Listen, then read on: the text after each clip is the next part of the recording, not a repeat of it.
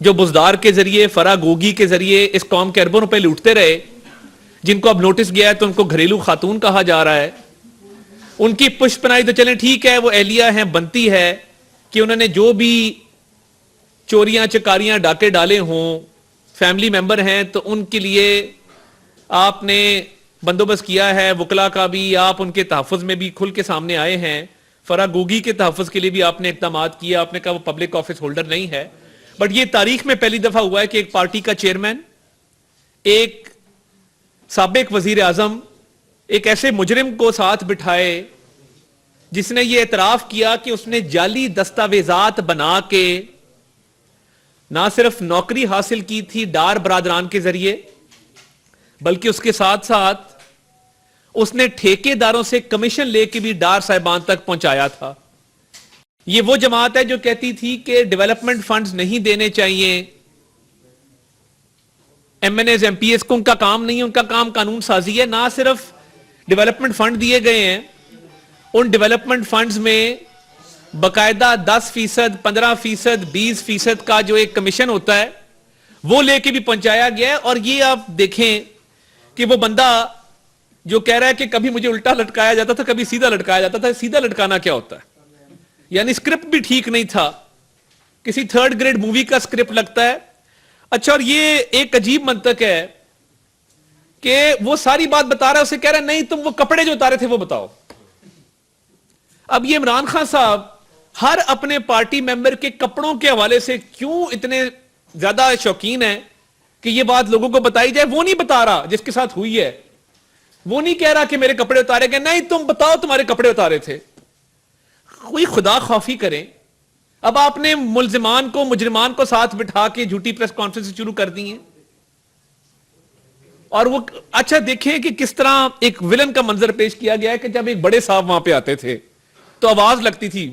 ابھی شکر ہے کہ بگل نہیں بجتا تھا، ابھی شکر ہے کہ وہاں پہ باقاعدہ اونچی آواز میں باہر نعرے نہیں لگائے جاتے تھے کہ بڑے صاحب آ رہے ہیں، سیدھے ہو جاؤ، کھڑے ہو جاؤ۔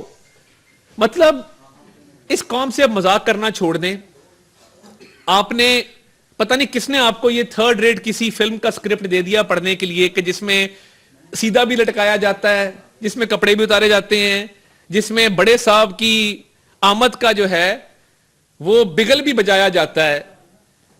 تو یہ نوبت یہ آ گئی ہے کہ آپ نے اپنی بیٹی والے کیس میں تاخیری حربے استعمال کیے، توشہ خانہ میں تاخیری حربے استعمال کیے، آپ نے فرد جرم نہیں عائد ہونے دی۔ اب آپ کے پارٹی کے ممبران جن پہ رشوت لینے، رشوت دینے کا الزام ہے، جن پہ جعلی دستاویزات بنا کے نوکریاں بانٹنے کا الزام ہے، ان کے دفاع کے لیے آپ نیشنل ٹیلی ویژن پہ آ گئے ہیں، اپنے دائیں بائیں بٹھا کے پوری قوم کے سامنے بے شرمی کے ساتھ ان کا دفاع کر رہے ہیں۔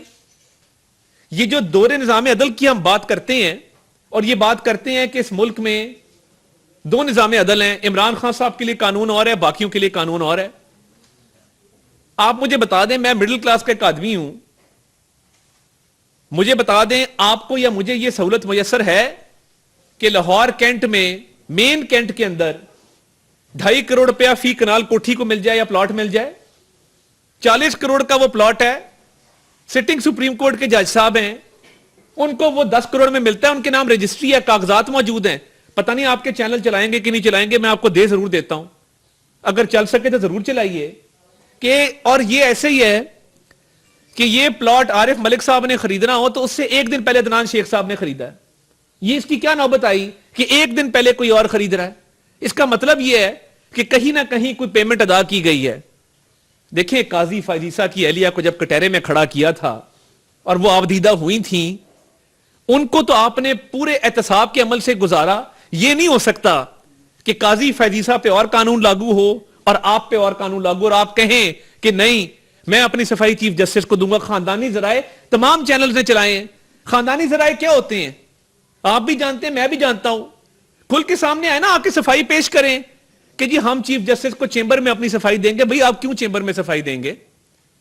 آپ نے صفائی دینی ہے آپ سپریم جوڈیشل کاؤنسل میں دیں۔ وہ میاں داؤد نامی ایک وکیل ہے، صحافی بھی رہا ہے، ایک چینل ادھر ہوگا جس میں وہ کورٹ رپورٹنگ کرتا رہا ہے، آپ جانتے ہیں، آزاد منش آدمی ہے، اپنی مرضی سے کرتا ہے۔ کئی دفعہ ہمیں بھی اختلاف ہوتا ہے صرف جس طرح کی بات ہے، مگر اس نے ایک پٹیشن کی ہے آج اس نے مزید خطوط لکھے ہیں قاضی فائز عیسیٰ صاحب کو اور باقی جتنے بھی سپریم جوڈیشل کونسل کے ممبران ہیں کہ میں نے ایک ریفرنس دائر کیا, اس کی سماعت ہونی چاہیے, اس پہ بات ہونی چاہیے. وہ کیوں سماعت نہیں ہوتی؟ اور دیکھیں جب دو جج صاحبان پہ تحریری طور پہ ہم نے اعتراض کر دیا, ہمیں ایک تنقید ہوتی تھی, آپ جلسوں میں بات کرتے ہیں, پریس کانفرنس میں بات کرتے ہیں, تو آپ نے ابھی تک سپریم کورٹ میں کیا کیا؟ ہم نے تحریری اعتراض جمع کرایا ہے کہ ان کو بینچ پہ نہیں بیٹھنا چاہیے, کیونکہ غلام محمود ڈوگر کا کیس تھا. اس کیس میں الیکشن کا معاملہ کہاں سے آ گیا؟ اور جب الیکشن کا معاملہ آیا تو یہ تو ایک ان ریلیٹڈ میٹر ہے, اور یہ ان ریلیٹڈ میٹر ہے, آپ نے ایک اپنا ذہن جو ہے وہ ڈسکلوز کر دیا کہ ہم الیکشن کے حوالے سے کوئی فیصلہ کرنا چاہتے ہیں. اب آپ کا بینچ میں بیٹھنے کا کیا تک ہے؟ اور یہ کیوں ہے کہ ایک ضد ہے کہ یہ دو بیٹھیں گے؟ بھائی اگر فل کورٹ آپ بنا دیں, انصاف صرف ہونا نہیں چاہیے, ہوتا ہوا نظر بھی آنا چاہیے. یہ قانون کا ایک اصول ہے. مطلب یہ دورہ نظام عدل یہ ہوتا ہے کہ ایک کو آپ بیٹے سے تنخواہ نہ لینے پہ نکال دیں اور دوسرے کو بیٹی چھپانے پہ بھی نہ نکالیں, تو یہ دورہ نظام عدل چل نہیں سکتا. اس ملک کے جتنے مسائل ہیں, چاہے وہ معاشی مسائل ہوں, وہ بے روزگاری ہو, وہ غربت ہو, وہ بھوک ہو, وہ مہنگائی ہو, یہ نظام عدل کی وجہ سے ہے کہ ناانصافی پہ فیصلے ہوتے ہیں, ترقی کے سفر کو روکا جاتا ہے, ایک کو لاڈلا ڈکلیئر کیا جاتا ہے اور ایک کو کٹہرے میں کھڑا کر کے سزا دے دی جاتی ہے. دیکھیں اعجاز الاحسن صاحب اپنا مائنڈ ڈسکلوز کر چکے, بہت دفعہ کر چکے. میاں نواز شریف کی پاناما والے بینچ میں وہ تھے, پاناما کے سپروائزری جج وہ تھے, نواز شریف صاحب کو پارٹی ہیڈ سے ہٹانے کے جج وہ تھے. اگر درخواست کر رہے ہیں تو ہم حق بجانے میں کہ مہربانی کریں, لینا سو موٹو. یہ عثمان ڈار کا جو ایک بندے کا, اس کے پی اے کا اقبالی بیان آیا ہے کہ میں نے 50 لاکھ روپے رشوت عثمان ڈار اور اس کے بھائیوں کو دی ہے, ٹھیکیداروں سے لے کے, جو ڈیولپمنٹ فنڈ بزدار صاحب نے دیے تھے اس میں سے, اپنی نوکری کے لیے ڈار صاحبان کے کہنے پہ جعلی دستاویزات بنا کے کسی غریب کا حق مارا ہے. عمران خان صاحب ساتھ بٹھا کے پریس کانفرنس کرتے ہیں, وہ امریکہ کو کہہ دیں کہ امریکی سازش تھی اور 4 دن بعد کہہ دیں امریکی سازش نہیں تھی. یہ ان کی مرضی ہے. اتنی جھوٹ, اتنی منافقت, اتنا فریب, مکر, دھوکہ پاکستان کی سیاست میں کبھی نہیں دیکھا جتنا یہ ایک شخص کر رہا ہے. اور یہ آنے والی نسلوں کو تباہ کرنا چاہتا ہے, فخر سے کہتا ہے کہ میرے سپورٹر ایسے ہیں, اپنے باپ کی نہیں سنتے. ہمارا معاشرہ بڑا ایک مشرقی معاشرہ ہے. والدین کی تابعداری, فرما برداری ہمارے خون میں ہوتی ہے, ہمیں سکھائی جاتی ہے مذہبی طور پہ, کلچرلی ہمیں بتایا جاتا ہے. مگر یہ ایک ایسا انسان ہے کہ جو نوجوان نسل کو گمراہ بھی کر رہا ہے, جو نوجوان نسل کو کہہ رہا ہے کہ والدین کی مت مانو, اور جھوٹ پہ جھوٹ بولتا ہے, منافقت کرتا ہے, اور عدلیہ کو بھی آنکھیں دکھاتا ہے, اور کوئی اس سے باز پرس نہیں کرتا. اور یہ دیکھیں نا, ہم بالکل چاہتے ہیں آئین اور قانون کی پاسداری ہو. آئین دوبارہ لکھا گیا جب پنجاب میں ہماری حکومت ختم ہوئی کہ آپ ووٹ اگر دیں گے تو وہ ووٹ گنتی میں شمار نہیں کیا جائے گا. یہ نہیں ہو سکتا کہ جوڈیشری ایگزیکٹو کا رول بھی ازیوم کرے, لیجسلیچر کا رول بھی ازیوم کرے, اور کچھ لوگوں کو سہولت دے اور پھر یہ توقع رکھے کہ ان کے احکامات مانے جائیں گے. یہ کیسے ہو سکتا ہے؟ تو یہ بڑی مؤدبانہ گزارش ہے کہ تحریری طور پہ پی ڈی ایم کی جماعتیں یہ صدا کر چکی ہیں کہ 2 جج صاحبان بینچ سے علیحدہ, اور فل کورٹ کی بھی صدا کر دی گئی ہے کہ فل کورٹ تشکیل دے دیا جائے. آئینی تشریح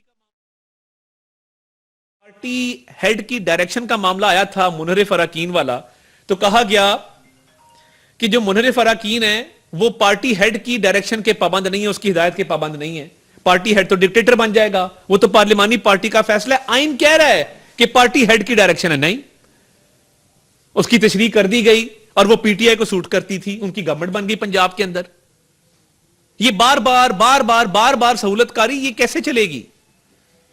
مجھے بھی لوگ کہہ رہے ہیں جی آپ بس کر دیں, نہ بولیں. میں بالکل خوفزدہ نہیں ہوں گا اس چیز سے. میں بڑا کمزور آدمی ہوں, زبان ہی ہے میرے پاس, اگر اس کو بھی تالا لگا دیں پھر جینے کا کوئی حق نہیں ہمیں. کسی ڈر میں رہیں کہ کوئی طاقتور آ کے اپنی مرضی مسلط کر دے گا, کوئی طاقتور جس کے دونوں بچے, آپ لاہور ہائی کورٹ جا کے پوچھیں کہ مرتضی نقوی اور مصطفیٰ نقوی کو کوئی جج انکار کرتا ہے؟ 4 साल हुए प्रैक्टिस को, करोड़ों रुपए की प्रैक्टिस है, उनकी क्लाइंट्स की लिस्ट देखें आप कभी निकाल के। मैं बड़े दुखी दिल से यह बात कर रहा हूं। बड़ी बड़ी कंपनियों से लेके बड़े बड़े इस मुल्क के जो ताजिर हैं, बिजनेसमैन हैं, इंडस्ट्रियलिस्ट हैं, वो सारे उस लिस्ट में हैं। क्यों? क्योंकि वालिद जज है सुप्रीम कोर्ट का। और क्या क्वालिफिकेशन है? मैंने अपने घर में जजशिप देखी है, 35 साल देखी है, मगर धक्के खाए हैं, स्टूडेंट पॉलिटिक्स की है, स्ट्रगल की है, स्ट्रगल करके आके आज बैठे हैं। किसी को यह नहीं कहा कि जी मेरा दादा फलां था तो मुझे केस दे दें, मेरा दादा फलां था तो मुझे फलां कुर्सी पे बिठा दें। यह एक अजीब मंतक है कि बाकी वकीलों का क्या कसूर है कि उनके वालिद सुप्रीम कोर्ट के जज नहीं है। दफ्तर बनाया हुआ है आलीशान, तो ये ना करें। अगर काजी फायजीसा पे एक असूल और एक कानून और एक आइन लागू हुआ है, वो हर किसी पे होगा। तो इसलिए ये जो दोहरा निजाम अदल जिसमें इमरान खान को सहूलतकारी हासिल है, और उसकी अब ये जुर्रत हो गई है इसी दोहरे निजाम अदल की वजह से कि वह मुजरिमों को बिठा के, रिश्वतखोरों को बिठा के, जालसाजों को बिठा के प्रेस कॉन्फ्रेंस करता है और खिताब फरमाता है। ये ज्यादा देर चलेगा नहीं, क्योंकि हमारी भी एक बर्दाश्त की लिमिट है, और हम भी कानूनी रास्ता भी इख्तियार करेंगे और उसके बाद सियासी रास्ता भी इख्तियार करेंगे। बहुत बताइएगा कि आप 2 जजेस के ऊपर एतराज कर रहे हैं और साथ आप लोग ये भी कहते हैं कि तारिक रहीम को और फायजीसा को उस बेंच में शामिल किया जाए। ये प्रोग्रेटिव तो चीफ जस्टिस का है कि उन्होंने किसको शामिल करना है, किसको नहीं शामिल करना। 9 रुकनी बेंच है, और आप लोग इलेक्शन से क्यों भागना चाहते हैं? जब एक 90 डेज की एक आइन के अंदर शिक है कि 90 दिन के अंदर इलेक्शन होना चाहते हैं, तो आप लोग इस 2 जजेस को लेकर इलेक्शन को क्यों पीछे हटना चाह रहे हैं? ये इलेक्शन का मामला नहीं है। इलेक्शन के लिए हम तैयार हैं, जब मर्जी करा लें। हमारी एक बड़ी अच्छी मुहिम चल रही है, मरीम नवाज शरीफ साहिबा। नहीं, इशू बेंच का इसलिए है कि 2 जज साहिबान एक केस का नोटिस लेते हैं। करप्ट तरीन आदमी जिसका नाम गुलाम महमूद डोगर है, लाहौर में जितने कब्जे कराए आप बेहतर जानते हैं। उसका माजी क्या है, 2012 में किस बेवा के प्लॉट पे कब्जा किया था, आप बेहतर जानते हैं। उसके लिए, क्योंकि वो पीटीआई का हिमायत याफ्ता है, उसके लिए तो बेंच बैठ जाता है, सुनवाई करता है, और उसमें चीफ इलेक्शन कमिश्नर को बुला लेता है और इलेक्शन की तारीख मांग लेता है। क्या फाइनेंस मिनिस्ट्री से नहीं पूछा जाना चाहिए कि आपके पास फाइनेंसिस है नहीं है? क्या प्लानिंग वालों से नहीं पूछा जाना चाहिए कि मर्दमशुमारी और हल्का बंदियों का क्या स्टेटस है? क्या बाकी फैक्टर्स को नहीं देखना चाहिए? बेंच बनाना स्वाबदी जरूर होगी, बाकी मुल्कों में भी रिवाज है। 3 सीनियर मोस्ट जज जो है वो बेंचेस का फैसला करते हैं। देखिए, ये जो बेंच फिक्सिंग की टर्म आई है, ये क्यों आई है? ये इसलिए आई है कि कुछ लोग हैं जो कुछ लोगों की सहूलतकारी करते हैं, जिनका कोई बाजपुरस नहीं होती, पूछा नहीं जाता। हम इतराज किसी बेसिस पे कर रहे हैं। एक ऑडियो आई है परवेज इलाही साहब के साथ, आप बात कर रहे हैं, मोहम्मद खान भट्टी आपके घर बैठा है, आपके एहसासों के मामलात हैं। हम आपको नहीं समझते कि आप एक ईमानदार आदमी और आप इस ओहदे के अहल हैं। आप अपने आप को इंसाफ के लिए पेश कर दें। हमने इसीलिए फुल कोर्ट का कहा है कि आइन की तशरीफ फुल कोर्ट करे, ताकि इंसाफ के तकाजे पूरे और इंसाफ होता नजर आए। साहब, ये बताइएगा कि आपकी गुफ्तगू से ये लग रहा है कि जो जुडिशरी की एस्टैब्लिशमेंट है वो इस वक्त तरीके इंसाफ और उनके जो करीबी लोग हैं उनको सपोर्ट कर रही है, क्या ऐसा है? देखिए, बात यह है कि ये निजाम अदल की बात इसलिए हम करते हैं कि जब साकिब निसार साहब का दौर था तो नियाजी ऑफशोर सर्विसेज लिमिटेड पे कहा गया कि जी आपकी कंपनी है, मगर आपके नाम कागज कोई नहीं है। आर्टिकल 62, 63 सिर्फ हम पे लगा, जहांगीर खान तरीन पे लगा, उसको क्लीन चिट दे दी गई। अब मुझे बता दें, आपकी अब्बास साहब या मेरी जमानत होती, हमें पूछा जाता कि अब्बास साहब और अताज साहब आप कब तशरीफ ला रहे हैं? 5 बजे, 4 बजे, 8 बजे, 9 बजे, सुबह आ जाएं, शाम आ जाएं, दोपहर आ जाएं, रात आ जाएं। आपको और मुझे घर जाके पुलिस दीवारें फलांग के रेड इधर गिरेबान से पकड़ के वैन में डालती है अब्बास साहब। तो ये सहूलतकारी नहीं तो और क्या है कि जहां पे एक शख्स की जमानत के लिए उसको इतनी मोहलत दी जाती है, इधर फॉरेन फंडिंग की एफआईआर में उसकी जमानत खारिज होने वाली है, तो वहां पे एक तमाशा खड़ा कर दिया जाता है और कहा जाता है कि जी नहीं, इसको गिरफ्तार ना करें। तो देखिए, ये हमारी दफा बेल अनाउंस होकर कैंसिल हुई थी शहबाज शरीफ साहब की, अब सब गवाह हैं। साल साल हमारी बेल नहीं सुनता था। बिलाल की दवाई एलडीए का एक अफसर अमेरिका से पढ़ के आया, शरीफ आदमी, मुल्क छोड़ के गया था अमेरिका पढ़ने, वापस आया, 1.5 साल अजमत सईद साहब ने उसकी बेल नहीं सुनी। आहा चीमा 3 साल कैद रहा। क्यों रहा? क्योंकि ये बेल सुनने को कोई तैयार नहीं था, और एक लाडले को घर बैठे बेल मिल जाती है। ये सहूलतकारी की इंतहा है। वो सलूक करें जो हमारे साथ किया था। क्यों नहीं करते? क्योंकि डरते हैं, क्योंकि फैमिली साथ हैं, क्योंकि वो हैंडसम है, क्योंकि वो क्रिकेट खेलता है। अच्छा भाई, ये बताइएगा कि आप पर कुछ पीटीआई के लोगों ने इल्जाम लगाया कि आप अदलिया पर तनकीद कर रहे हैं। आपका ताल्लुक उस खानदान से है जो अदलिया के लोगों को बैग ब्रीफ केस ले जाकर खरीदा करते थे, क्या कहेंगे इस पर? देखिए, मैं इस पे सिर्फ इतना कहूंगा कि मेरे दादा जब इस दुनिया से गए तो एक जौहर टाउन का 1.5 कनाल का घर था। अपनी फौतगी से पहले वो अपने 4 बच्चों में 3 बेटों में और 1 बेटी में तकसीम कर गए। मुझे कोई पाकिस्तान का सियासतदान दिखा दें जिसका कोई असासा ना हो, जिसने अपनी सारी गांव की जमीन लोगों के नाम वक्फ कर दी हो, जिसने एक ट्रेनिंग इंस्टीट्यूट वहां पे बना दिया हो। मैं आज भी किराए के घर में रहता हूं, 3 लाख उसका किराया है। तो बात यह है, कोई सबूत देना किसको ब्रीफ केस दिया, किस बात के लिए दिया और उसका क्या सबूत है। बातें करना तो बड़ा आसान है कि जी तनकीद कर दो। रफीक तारड़ साहब ने 3 बेटे हैं, किसी को प्रैक्टिस नहीं करने दी वकालत। उन्होंने कहा कि मैं रिटायर होऊंगा 1995 में, आप प्रैक्टिस नहीं कर सकते। 1972 में वो जज बने थे और उन्होंने कहा कि मेरे नाम से आप फायदा हासिल करेंगे, लोगों के ज़हन में आएगा जज के बच्चे हैं। तीसरी नस्ल में मैंने आके लॉ किया। तो हम तो इस तरह के लोग हैं। इस वक्त जितने हाई कोर्ट्स हैं, जितना सुप्रीम कोर्ट है, सारों के असासे सामने रख दें और अगर रफीक तारड़ का असासा किसी ज्यादा निकल आए तो मैं सियासत छोड़ दूंगा और इन सारे जज साहबान से माफी मांग लूंगा। अच्छा, ये बताएं तारड़ साहब, ये जो जस्टिस का आप जिक्र कर रहे हैं मौजूद जज, वो कह रहे हैं कि मेरे तमाम असासे हर चीज जो है एफबीआर के अंदर रजिस्टर्ड है, और दूसरा ये कि जब तक उन पे कोई इल्जाम नहीं साबित होता आप किस तरह उनको कह सकते हैं बेंच से अलग हो जाए। आपको 10 करोड़ का घर कैंट में मिल सकता है, आप अभी जाएं, आपको कोई देगा 4 कनाल का घर 10 करोड़ में? आपके नाम रजिस्ट्री कोई कराएगा? देखिए, दस्तावेजी सबूत है, हवाई बात तो नहीं कर रहा। वो 10 करोड़ का जवाब कौन देगा? कोई दे देना, बता दे कि जी ये 40 करोड़ का घर 10 करोड़ में हमने लिया है, हमारी मर्जी। हमारे दोस्त थे, उन्होंने हमें कहा जी 30 करोड़ आपको माफ करते हैं। अल्लाह ऐसे दोस्त आपको और मुझे भी दे। पता नहीं, हमारे दोस्त ऐसे नहीं है कि जो 30-30 करोड़ के मेरे आयत दे दें। ये दस्तावेजी बात है ना। अगर आपके चैनल इतनी हिम्मत करते हैं तो मैं आपको भेजता हूं, आप वो दस्तावेज चला दें। बात सीधी है, मैं कागजों पे बात कर रहा हूं, हवाई बात तो कर नहीं रहा। बहुत शुक्रिया जी। अगली प्रेस कॉन्फ्रेंस है मेरा ख्याल है।